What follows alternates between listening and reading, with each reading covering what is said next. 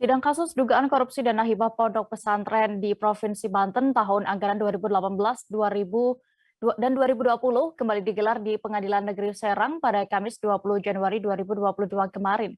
Irfan Santoso, bekas Kabiro Kesra Provinsi Banten, terbukti bersalah melakukan tindak pidana korupsi penyaluran dana hibah pondok pesantren di Banten. Selengkapnya akan disampaikan rekan Ahmad Tajudin, reporter Tribun Banten yang kini sudah bergabung bersama kami. Halo rekan Tajudin. Halo rekan Dea dan Tribuners. Rekan Tajudin, bisa Anda jelaskan bagaimana hasil dari sidang pembacaan amar putusan kemarin dan maksud kami dalam kasus korupsi dana hibah Ponpes di Banten? Baik rekan Dea, sidang kasus dugaan korupsi penyaluran dana hibah pondok pesantren di Provinsi Banten tahun anggaran 2018 dan tahun 2020 telah digelar pada hari Kamis tanggal 20 Januari 2021 di Pengadilan Negeri Serang, di mana sidang yang beragendakan pembacaan amar putusan ini terhadap para terdakwa. Dalam amar putusan yang disampaikan oleh Ketua Majelis Hakim Selamat Widodo bahwa kelima terdakwa ini telah secara sah melakukan tindak pidana korupsi terhadap penyaluran hibah pondok pesantren di Provinsi Banten, Dea. Setelah ditetapkan bersalah ini, apa kemudian hukuman yang dijatuhkan kepada para terdakwa? Baik, untuk hukumannya sendiri, pertama Majelis Hakim memvonis terdakwa Irfan Santoso dan terdakwa Toton Suryawinata selaku mantan Biro Kesra Provinsi Banten.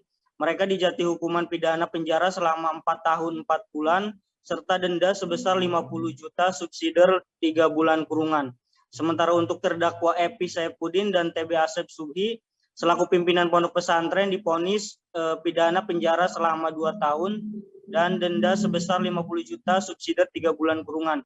Sedangkan untuk Agus Gunawan selaku honorer divonis 1 tahun 8 bulan dengan pidana denda sebesar 50 juta dan subsidiar 3 bulan kurungan, Dea. Setelah kelima terdakwa ini sudah divonis, bagaimana kelanjutan dari kasus tersebut dan bagaimana tanggapan dari pihak JPU ataupun kuasa hukum dari terdakwa terkait putusan Majelis Hakim ini? Tajudin. Baik Dea, untuk kelanjutannya sendiri dari kasus perkara ini, dalam amar putusannya yang disampaikan Majelis Hakim berpendapat bahwa untuk penuntutan permasalahan pencairan dana hibah pondok pesantren tahun 2018 dan 2020 ini, menurutnya bahwa ada beberapa pihak lain yang harus dimintai pertanggungjawaban selain dari 5 terdakwa tersebut, di mana kelima tersebut mulai dari TAPD Provinsi Banten, kemudian BPKAD, kemudian FSPP selaku penerima hibah tahun 2018, 172 pondok pesantren yang tidak memiliki syarat namun bisa menerima hibah. Kemudian saudara Diki Herdiansyah selaku inisiator pemotong hibah pondok pesantren di Pandeglang, Dea. Kemudian untuk dari putusan ini sendiri, tanggapan dari pihak jaksa penuntut umum sendiri masih melakukan berpikir terlebih dahulu atas putusan yang disampaikan oleh Majelis Hakim. Sedangkan untuk para kuasa hukum dari terdakwa Irfan Santoso dan juga Toton, mereka mengapresiasi atas putusan yang disampaikan oleh Majelis Hakim, di mana mereka beranggapan bahwa putusan Majelis Hakim ini sangat adil lantaran selain dari 5 terdakwa tersebut, Majelis Hakim meminta agar pihak-pihak lain yang terlibat dalam kasus korupsi tersebut bisa ditindaklanjuti untuk segera dituntaskan, Dea. Baik, terima kasih rekan Tajudin, dan berikut Tribuners kami tampilkan keterangan dari beberapa pihak terkait kasus korupsi Ponpes di Banten ini selengkapnya.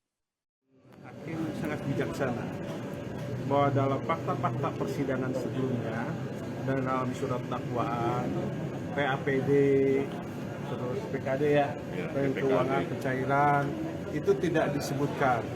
Ternyata dalam fakta-fakta persidangan mereka harus bertanggung jawab juga, kan? Ya, saya sangat mengakui, ya, jangan sampai korban klien saya, ya, Pak Toto. Jadi dengan putusan ini saya sangat mengapresiasi, ya, dengan putusan hakim. Pak, ini Pak, 2 pertanyaan, ya. Tanggapannya seperti apa? Bagi dari berdua ini. Ya, itu udah cukup adil. Memang mereka harus kita pertanggungjawaban atas pelaksanaan hibah ini. Jadi jangan seperti halnya kemarin hanya klien kami berdua. Faktanya ada orang-orang yang berkepentingan dan harus dimintakan pertanggung. Kalau sudah diputuskan oleh majelis hakim, penyidik Kajati harus menindaklanjutin. Ya. Kalau tidak menindaklanjutin, saya sebagai pengacaranya penasihat hukumnya Toton, saya akan pra-peradilankan. Catat itu, ya. Saya akan pra-peradilankan itu Kajati, penyidik Kajati, ya. Itu kan sudah jelas, ya, dalam putusannya. Terima kasih sudah nonton. Jangan lupa like, subscribe, dan share ya.